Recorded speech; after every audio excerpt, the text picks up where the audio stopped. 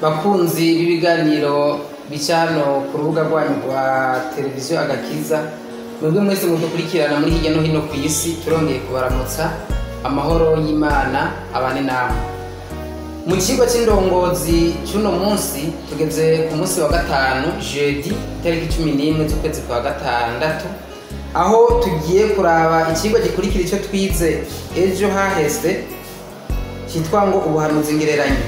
Ibyo twarabiye hamwe ibijyanye n'urubanza rugenzura, aho twabonye ibijyanye n'urubanza rwari rwaravuzwe ruzoba inyuma y'ubwami bw'agahembe gato bwavugwa muri Daniyeli 7:8-9. Hano rero umwanditsi w'indongozi yaje kutwereka ibijyanye n'ubu buhanuzi ngereranyo, kuko Imana yagiye irakoresha ibintu by'ibigereranyo mu kuvuga ibizoba, icyo bishaka gufasha n'aho byerekeza. Reka tubanze twiragize Imana muri kino kigo cyacu cy'uno munsi. Turagushimiye Mana yacu uri mu ijuru, uri Imana ugira neza kuko ukomeza kutwitwararika ku murango no mu ijoro. Wakoze kuba waraturinze tukaba turiho turi bazima muri kano kanya, nuhabwe icyubahiro. Dufashe muri kino kigo cy'uno munsi, twongere tuyoborwe nawe kandi dutahuzwe nawe mu izina rya Yesu, amen. Muri kino kigo rero baratubwira ko ibimenyetso by'ubuhanuzi n'izindi mvugo zose ngereranyo zagiye zivugwa muri Bibiliya zifise intumbero imwe gusa. Murabona nk'akarorero muri bitumaze iminsi twiga barakoresheje ngo imfizi y'intama berekeza ku bwami bwa Medi n'Abaperesi, imfizi y'impene berekeza ku bwami bw'Ubugiriki, intare bavuga Babuloni n'ibindi.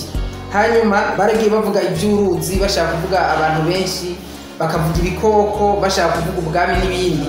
Izo mvugo zagiye zikoreshwa n'uburyo Imana yashatse yuko abantu bayo ibyayo babitahura biciye mu nzira kumbure ibasaba kwiyumvira no gushakashaka, ntibibe ibintu bisanzwe byo gufata minenego. Kubera yuko nk'igitabo cya Daniyeli uri kuraciga urumva yuko ari ibintu bisa n'ibimena umutwe, bigaca bigutuma ubikunda, ukabiserangura, ugashakashaka hirya no hino kugira ngo bikunde uronke ubusobanuro nyakuri bwabyo. Muribuka na Yesu ariko arigisha yarakoresha imigani kenshi, kandi n'intumwa zaramwegera ati mwigisha dufashe ibi bisigura iki. Yarababwiye amajambo akomeye aho yababwira ngo mwebwe ngo abantu bisi bafise amatwi ariko ntibumva, bafise amaso ntibabona, bafise imitima mu bwonko ntibatahura, ngo ariko mweho murahiriye ko mutahura ibyo badatahura. Ni kubera yuko bobo bagira ishaka ryo kumwegera, bakagira ishaka ryo kumbaza cyane, byace bituma batahura cyane, mugabo babifata minenego ntibatahura. Ubu buryo rero bw'Imana bwo kwigishiriza mu bigereranyo no mu bintu by'amarenga n'uburyo bwo gutuma abantu bagira ishaka ry'ibyayo, kandi intumbero bifise byose bitwerekeza ku mugambi w'Imana w'agakiza wo gukiza abantu bayo. Pawulo yaravuze amajambo akomeye hano mu gitabo cy'Abikorino ba mbere 13, aho yavuze ngo ibyabaye ku Bisirayeli byatubereye akarorero. Ibyo bisigura iki?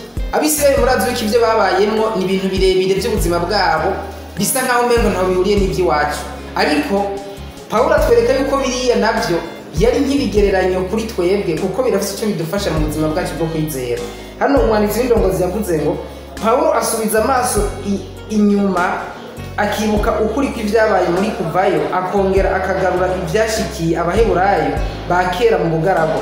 Muri iyo nzira Pawulo yerekana ko Imana yahumekeye muri bose ngo yandike ibyo muri bo, ngo yandike ibyo byabaye, yategekanya ko ibyo bintu bitubera akarorero, igabisha Isirayeli mu byamuhaye mu kwihanganira ibitugerageza mu gihe tubayeho mu minsi ya nyuma. Abisirayeli ba kera bahuye n'ibigeragezo bikomeye, bahora n'intambara zikomeye, babaho ubuzima budasanzwe.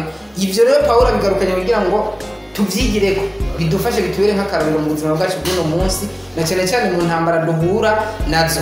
Rero murumva yuko ibi bintu byose byabaye muri kahise k'isi, ibintu byose Imana yagiye atanga mu buryo bw'ibigereranyo, imvugo za gihanuzi zidasobanutse, ni inzira Imana yigishirizamo abantu kugira ngo byose birushirize kubatunganya no kubafasha mu gutahura no mu gukura mu byamuhema.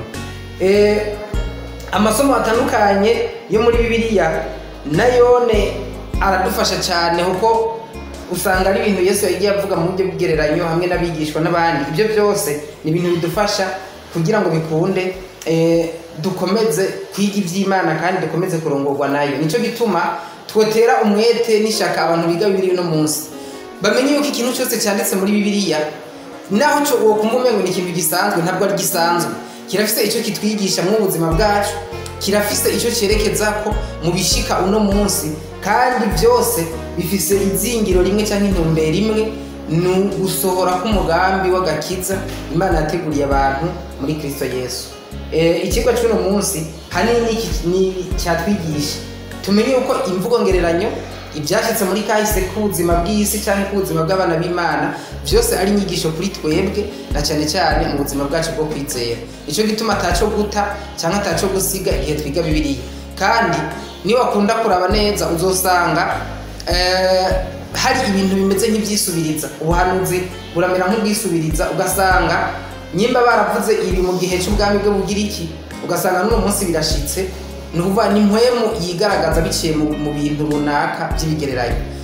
Reka rero twebwe nk'abiga Bibiliya dukomeze kumenya aya mabanga ahambaye y'Imana aca muri buno buryo bw'ibigereranyo Imana yakoresheje, bikomeze kudufasha mu gutahura kwimbitse mu izina rya Yesu. Reka turangize ikigo cyacu n'isengesho. Urakoze Mana yacu kuko byose wabikoze ku ntumbero nziza kugira ngo bikunde abana bawe tugere ku gutahura nyakuri. Nukomeze kutubera umwigisha n'umuyobozi mwiza, maze natwe uduhe kwizera no gukunda ijambo ryawe mu izina rya Yesu, amen. Imana ibahezagire. Mwari kumwe kandi na mwene Sonia Nkuru Epipode, umukozi wanyu akaba n'umukozi w'ishengero ry'Abadventiste munsi w'indwi w'ishengero ry'Imana.